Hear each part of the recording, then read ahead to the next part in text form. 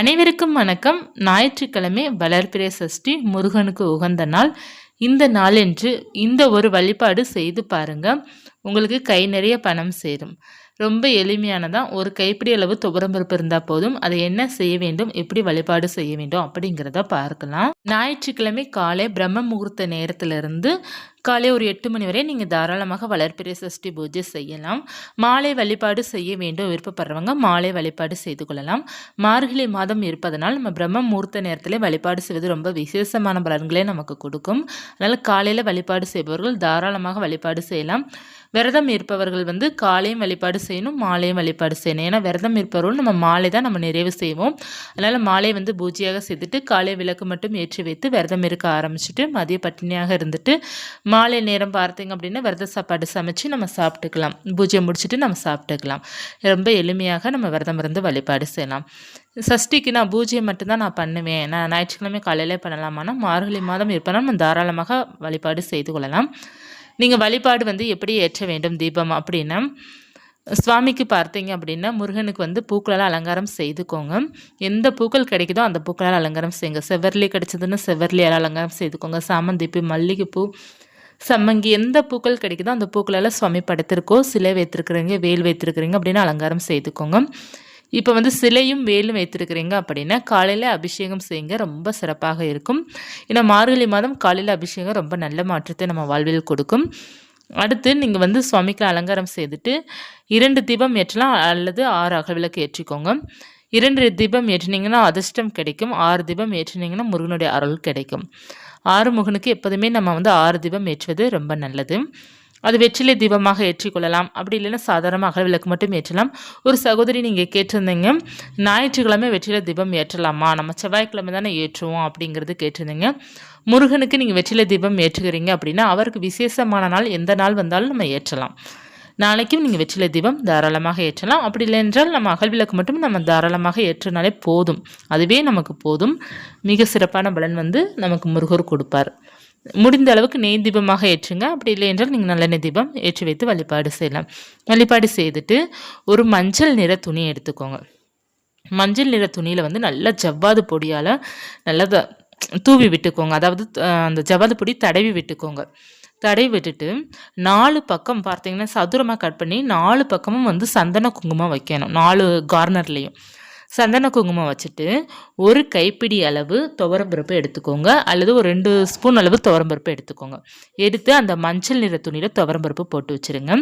அடுத்து ஜாதிக்காய் 1 போட்டு வச்சுக்கோங்க, ஏலக்காய் 2, பச்சை கற்பூரம் துண்டு, ஒரு பட்டை துண்டு, ₹1 நாணயம், 6 ₹1 நாணயம் நீங்கள் வைக்க வேண்டும். வைத்து இதை ஒரு மூட்டையாக கெட்டிக்கோங்க.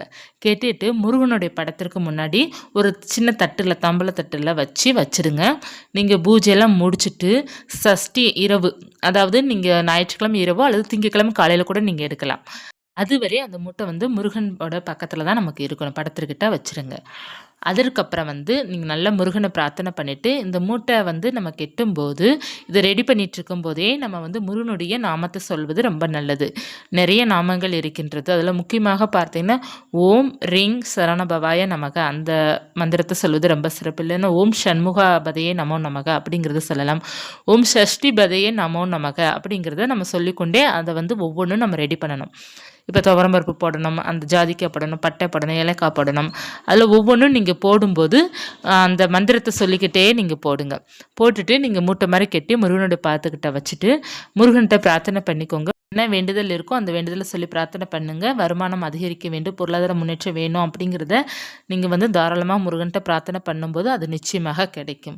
அடுத்து நீங்கள் ஞாயிற்றுக்கிழமை இரவு அல்லது நீங்கள் திங்கக்கிழமை காலையில் எடுத்து உங்கள் வீட்டில் எங்கே நீங்கள் பணம் வைப்பீங்களோ அந்த பாக்ஸ்குள்ளே நீங்கள் போட்டு வச்சுருங்க, அல்லது பர்ஸ்குள்ளே வச்சுருங்க. உங்களுக்கு செல்வாக்கு அதிகரிக்க ஆரம்பிக்கும். பணம் நல்லா ரொட்டேஷன் உங்களுக்கு நல்லாயிருக்கும். உங்களுக்கு பண தடைகள் நீங்க வேண்டும் அப்படின்னா இதை நீங்கள் கட்டாயமாக செய்து பாருங்கள். முருகனுடைய அருள் பரிபூர்ணமாக இருக்கும். ரொம்ப எளிமையான வழிபாடு தான். அந்த துவரம்பருப்பு ஏற்கனவே பணத்தை ஈர்க்கத்தன்மை அதற்கு அதிகமாகவே இருக்கின்றது. மற்றும் அதில் இருக்கிற ஒவ்வொரு பொருளுமே பார்த்தீங்கன்னா நீங்கள் முருகனுடைய நாமத்தை சொல்லி சொல்லி போடும்போது உங்களுக்கு இன்னமும் பார்த்தீங்கன்னா பவர் இருக்கும். அந்த பரிகாரம் செய்து பாருங்கள், உங்கள் இல்லத்தில் செல்வ செழிப்பு அதிகரிக்க ஆரம்பிக்கும். ரொம்ப எளிமையான வழிபாடு தான் இது. காலையிலையும் செய்யலாம், மாலையிலும் செய்யலாம். காலை செய்ய முடியும் அப்படி இருப்பவர்கள் பிரம்ம முகூர்த்த நேரத்துலையோ அல்லது நீங்கள் வந்து எப்போது செய்யணும் விருப்பப்படுறீங்களோ அப்போ செய்து கொள்ளலாம்.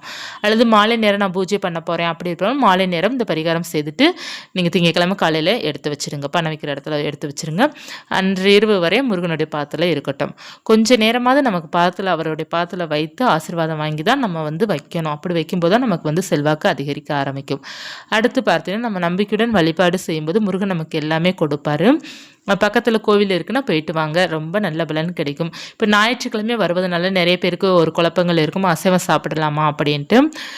விரதம் இருப்பவர்கள் சாப்பிட முடியாது, மற்றவர்கள் தாராளமாக சாப்பிட்டுக்கலாம். நீங்கள் காலையில் பூஜை பண்ண போகிறீங்க, பூஜை மட்டும் செய்பவர்கள் நீங்கள் காலையிலே பூஜை செய்துட்டு உங்களுடைய பூஜை அறையை வந்து க்ளோஸ் பண்ணிவிட்டு நீங்கள் வந்து மதியம் வந்து நான்வெஜ் எடுத்து சாப்பிடலாம். இப்போ விரதம் இருப்பவர்கள் மட்டும் எப்படி சாப்பிட முடியாது அப்படின்னு, நீங்கள் காலையிலேருந்து விரதம் இருக்க ஆரம்பிச்சுட்டு மாலை நேரம் தான் ஃபினிஷ் பண்ண முடியும்.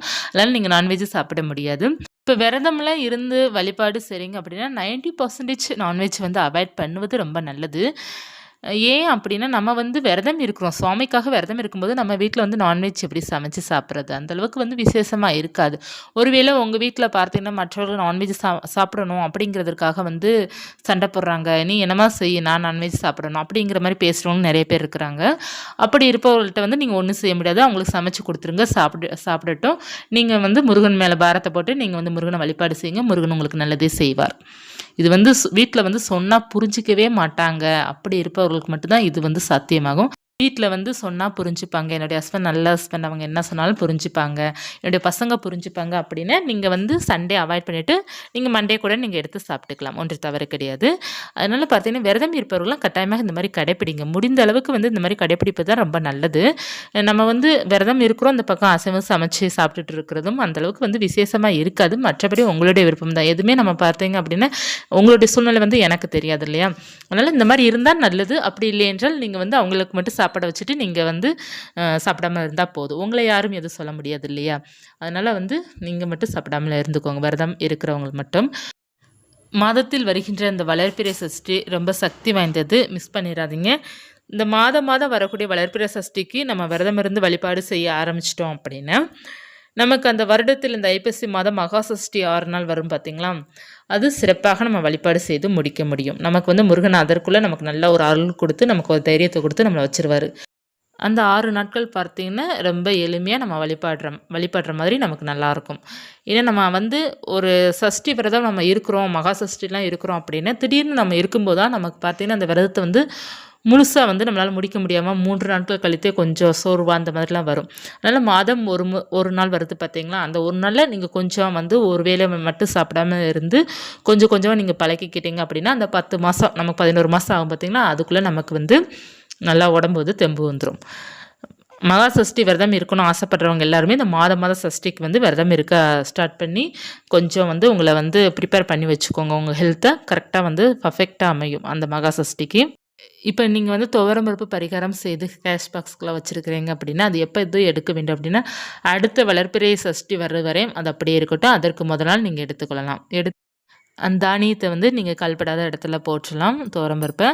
மற்ற ரூபா நாணயம்லாம் பார்த்தீங்கன்னா ருபீஸ்லாம் நீங்கள் வந்து கோவில் உண்டியில் போட்டுடலாம், அப்படி இல்லைன்னா மற்ற ஏதாவது பரிகாரத்துக்கு நீங்கள் பயன்படுத்தி கொள்ளலாம். இந்த தகவல் உங்களுக்கு உபயோகமாக இருந்தால் லைக் பண்ணிக்கோங்க. இது போன்ற ஆன்மீக தகவல் தெரிந்து கொள்ளணும் அப்படின்னா ராஜ்யசெல்வம் யூடியூப் சேனலை சப்ஸ்கிரைப் பண்ணி வச்சுக்கோங்க.